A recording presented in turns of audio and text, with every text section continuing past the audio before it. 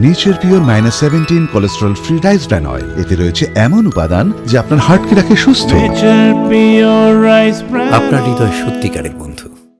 ভারত সরকার এবং পশ্চিমবঙ্গ সরকারের যৌথ উদ্যোগে সার্ভিক্যাল ক্যান্সার প্রতিরোধে 14 বছরের কিশোরীদের রাজ্যব্যাপী বিনামূল্যে এইচপিভি টিকাকরণ কর্মসূচি শুরু হলো শনিবার, যা কলকাতা থেকে ভার্চুয়াল মাধ্যমে আনুষ্ঠানিক সূচনা করলেন রাজ্যের মুখ্যমন্ত্রী শুভেন্দু অধিকারী।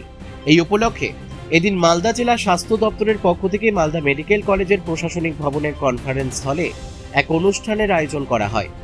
অনুষ্ঠানে হাজির ছিলেন জেলা পুলিশ সুপার অনুপম সিং, জেলা মুখ্য স্বাস্থ্য আধিকারিক ডক্টর সুদীপ্ত ভাদুরী, মালদা মেডিকেল কলেজের অধ্যক্ষ ডক্টর পার্থপ্রতিম মুখোপাধ্যায়।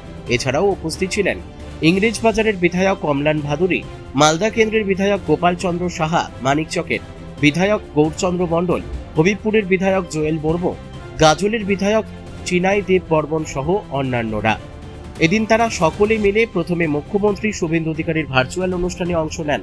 মুখ্যমন্ত্রী ভার্চুয়াল মাধ্যমে সারা রাজ্যের সাথে মালদাতেও সার্ভিক্যাল ক্যান্সার প্রতিরোধে 14 বছরের কিশোরীদের বিনামূল্যে এইচপিভি টিকাকরণ কর্মসূচির সূচনা করেন। আর এই সূচনার পর মালদাতেও এক পের মাকে নাম কর্মসূচি রূপায়ণের মাধ্যমে টিকাকরণ কর্মসূচি শুভারম্ভ করেন উপস্থিত প্রশাসনিক আধিকারিকরা সহ জনপ্রতিনিধিরা। আজকে একটা ঐতিহাসিক দিন।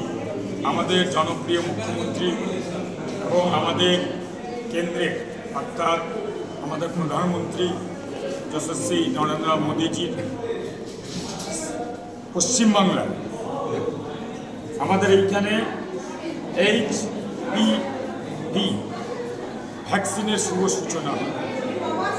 জরায়ু মুখের ক্যান্সার প্রতিরোধ এই ভ্যাকসিন কাজ করবে 14 থেকে 15 বছর মেয়েদের, অর্থাৎ গোটা পশ্চিমবাংলার যে মেয়েরা যে বিগত দিনে পিছিয়ে ছিল, ডাবল ইঞ্জিনের সরকারের ডাবল কাজ হবে এবং স্বাস্থ্য অধিকর্তা থেকে শুরু করে সকলে মিলে এই ভ্যাকসিনটা পুরোদমে আজ থেকে শুরু হলো এবং আজকে শুভারম্ভ হয়েছে। দেখেছেন আমরা অলরেডি আমাদের মুখ্যমন্ত্রী শুরু করেছেন এবং এই ভ্যাকসিনের যে উপকারিতা সম্বন্ধে আলোচনা হয়েছে এইখানে, যে আমাদের এই এইচপিভি অর্থাৎ এইচপিভি ভ্যাকসিনটা যেটা মেয়েদের ক্ষেত্রে বিভিন্ন রকম জরায়ু মুখের ক্যান্সার থেকে প্রতিরোধক হিসাবে কাজ করবে, অর্থাৎ গোটা পশ্চিমবাংলার 14 থেকে 15 বছর মেয়েদের দেওয়া হবে।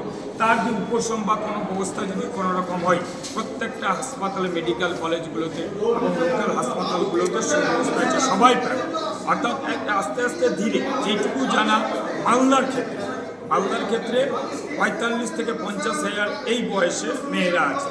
তাহলে সার্বিকভাবে স্বাস্থ্য পরিষেবা যেরকম উন্নত হচ্ছে, সেই রকমই ট্রিটমেন্ট উন্নত হচ্ছে।